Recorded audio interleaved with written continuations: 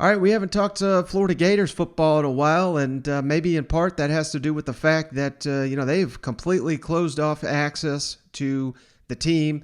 There's been no media viewing whatsoever, so we're kind of all in the dark here on what's going on in Gainesville. But they just held their latest scrimmage, and all indication out of Gainesville is the guy perceived to be the backup quarterback, Anthony Richardson, once again continues to stand out. Had a very strong scrimmage while Emory Jones struggling, and that's been a consistent theme. Dan Mullen's been very eager to hype up Emory Jones. He's been very eager to hype up Anthony Richardson too. So the way he trains those quarterbacks down there, he gets multiple quarterbacks ready to be starters. That's the way he puts it. So very interesting. I'm not saying that Anthony Richardson is going to be your week one starter, but if Emory Jones can't handle being the full-time Florida Gators starting quarterback, would not be surprised at all at this point to see Richardson overtake him. And we got to keep in mind, I mean, Emory Jones came with so much hype. He was the guy that was supposed to replace Felipe Franks, and that didn't happen. So, I don't know. It could be a situation here where maybe he's just not all he's cracked up to be, or maybe he is, and maybe Anthony Richardson is just that much better, because he's a touted guy too. I believe he was a high school All-American, so he could be the next great Dan Mullen quarterback. So let's not discredit Richardson and his talent, but if he's the one standing out there in camp, it's going to be very interesting to see how this.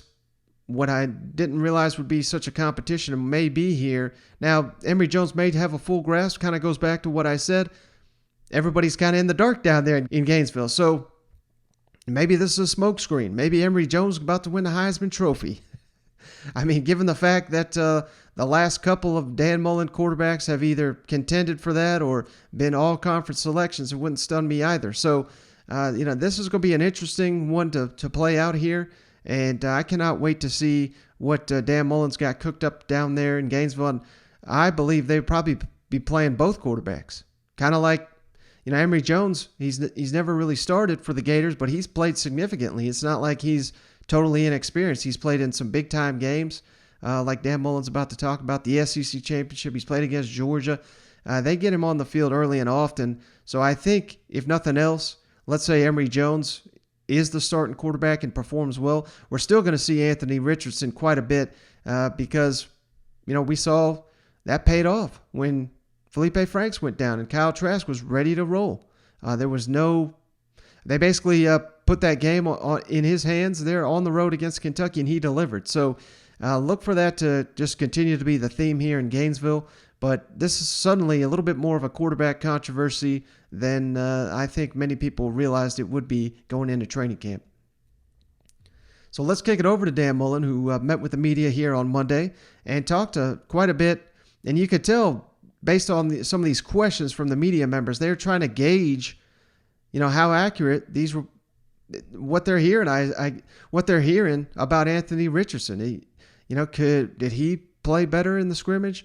What's the role for him going to be? It's very interesting, these questions posed to Dan Mullen. Hey, curiously, do you envision what Anthony Richardson's role is going to be, and can you just take us through how he looked in the second scrimmage? Yeah, I think he looked great. I think he's prepared himself to be the starter, and which is what you want, So, he's going to be ready to get on the field and, in just about any situation that it is. Now, it's our job to kind of put him in the different situations, so that he has that experience in every different possible scenario for when he is on the field.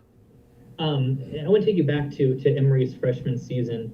You played him in the Georgia game. Mm-hmm. Maybe not necessarily a lot of people expecting that. What do you remember about that experience that he had, his first real significant piece of action? Well, I think if you go back to that, there was a plan. I think he played against Georgia. He played against Michigan in the Peach Bowl, and he played two other games, but I think he played a little more significant in that. And a lot of that is designed around getting him into different situations. I think he played two games that we won big, so he got a bunch of reps in those games. and then he played in 2 big games, so he had big game experience. And so that as you continue to grow throughout your career, part of that is just checking the box. If I put him in all the situations I need to put him in to be successful, so he's prepared to handle it all. And so that was kind of the there's always a strategy behind why you do it. Again, I'm not trying to ask you to tip your hand here, but is that a similar strategy with Anthony this year, or just a little bit? We did it last year too. You know, I mean, you go back and look at where he played in last year and the games he played in last year. You know, between him and Emory, of the different times and games and situations he played in last year. Trying to think of all of them. You know, I know, Emory, for example, played the second series of the SEC championship game. So, I mean, he's been on the field right in the beginning, in the first quarter of an SEC championship game, making plays. So, you know, Anthony, I'm pretty sure we put him in some other situations to go do things on the field the same way. A lot of that's just about their development and making sure that they grow throughout their time here, and they're continuing to grow and get better, and they're ready for whatever scenario that comes their way.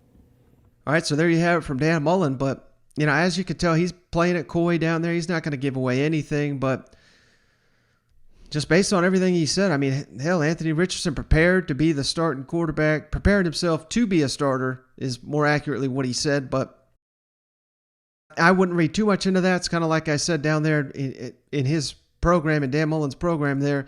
That's how they like to train these quarterbacks, to get everybody ready for the season like they're a starter. Got to have multiple starters because you're only one play away.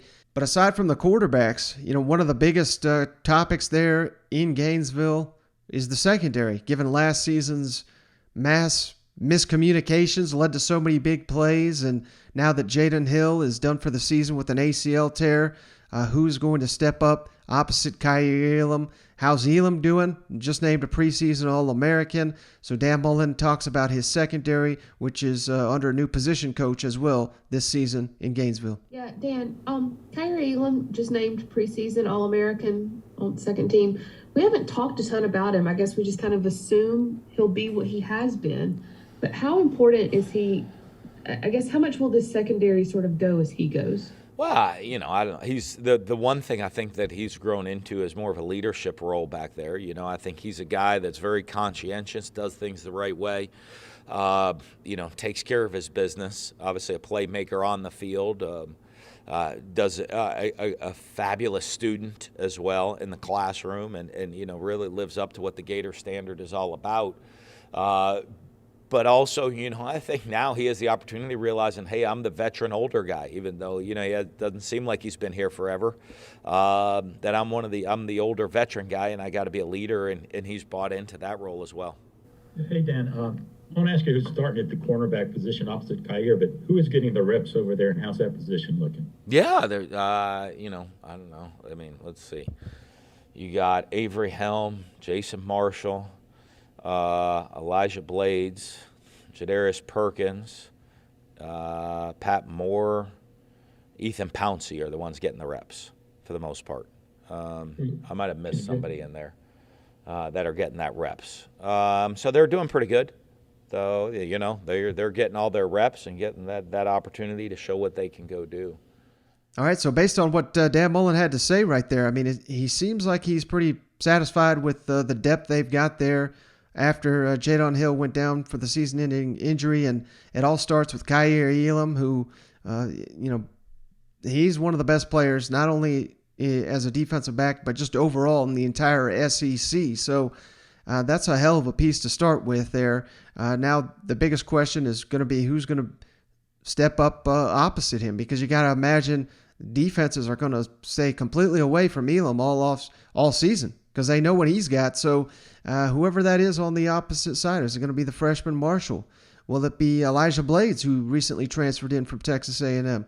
Will it be Perkins, the standout junior college player that signed with Missouri and then transferred to Florida? So they've got them some options down there in Gainesville, but all those guys have got to be ready to play, because I would imagine opposing offenses are just going to completely stay away from Elam as much as humanly possible. So that means those other guys are going to be seeing tons and tons of passes thrown their way.